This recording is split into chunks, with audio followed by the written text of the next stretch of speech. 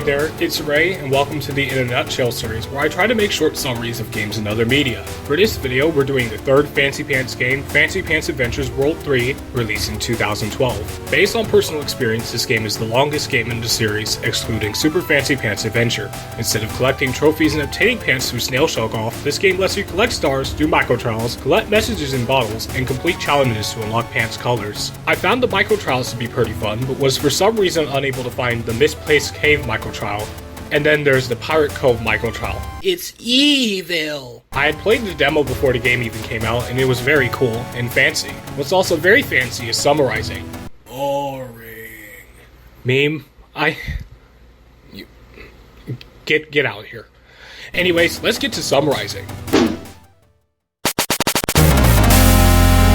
The game starts with Fancy Pants sleeping and being abruptly woken up by the mayor banging on his window. The mayor informs him that the king's royal tub has been seized by angry bathtub pirates and that he is needed ASAP. Fancy Pants then proceeds to go through a fourth wall breaking training course. This is likely not related to the plot. Fancy Pants exits his house and makes his way through Squiggleville, collecting stars and doing challenges along the way. This will be frequent throughout his journey. I will not be including most of them in the summary as they are likely not related to the plot. Fancy Pants eventually arrives at the royal tub and comes across the king, who complains to him about the pirate situation. Fancy Pants jumps on the spring to solve the problem and climbs his way to the top of the tub. He reaches the top of the tub and leaps into the water, swimming down past pirates playing with toys until he reaches the tub's plug. He pulls it and drains the tub, with the pirates going down the pipe, where they are knocked unconscious apparently. Fancy Pants gets out of the tub to a spring and runs into Captain Rainbowbeard, who is angry with Fancy Pants for messing with his plans, and I'm pretty sure states that he's escaping. You can slide into him to skip his dialogue. He lands onto the ground below and prepares to escape, only stopping to pet an orange cat. Suddenly, a stick figure girl named Cutie Pants Girl yells at him to stop touching Caboodle, the orange cat, and runs over to kick him.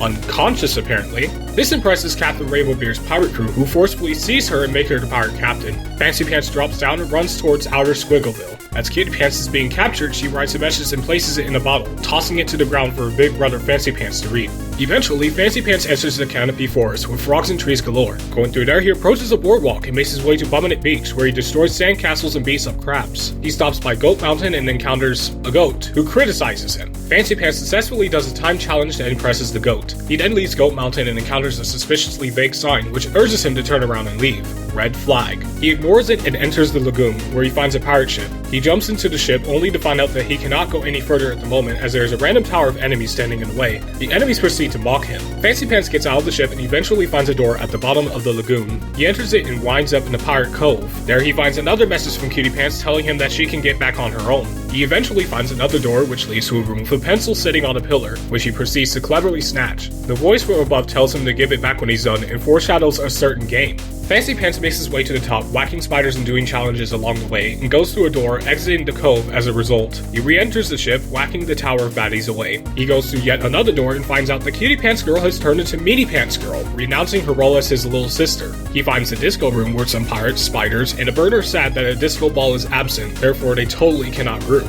Fancy Pants finds the keys to unlock the door to the pirate captain's, or princess's, quarters and the missing disco ball pieces, and when he comes back to the disco room, the participants are now totally grooving. He goes back to the door and enters the pirate princess's quarters, which is littered with ninjas and pirate spiders, both of which are personally annoying. He gets to the top and goes through the door, where he finds Cutie Pants sitting on her throne, which isn't really hers. She whines that she doesn't want to go home and kicks Fancy Pants out of the room by opening the floor. Fancy Pants falls down into what I believe is the garbage disposal room or the laundry room, judging by the clothes heaps in the background. Here, he finds Captain Rainbowbeard, who is not doing well. He asks Fancy Pants to help him by getting the mythical beard dye of Norris from the Forgotten Isle, and so Fancy Pants goes through the misplaced cave, shoots himself out of a cannon, and traverses through the Island Express. He then reaches a temple, goes into it, and eventually gets the beard dye. He returns to the ship, which is now littered with ninjas. So many annoying ninjas. He arrives at the quarters where Cutie Pants is hiding behind a throne with her hair disheveled, condemning the ninjas and renouncing her role as the pirate captain. Suddenly, Captain Rainbowbeard, now Captain Manlybeard, drops from above, slamming into the ground, his beard generating facial hair waves, which destroys the ninjas. He then declares that his first order of business as the pirate captain is fighting Fancy Pants, which he proceeds to do, mostly with his beard. Unfortunately for him, Fancy Pants defeats him easily. The game ends with Cutie Pants taking Fancy Pants' hand, and the two siblings proceed to go back home.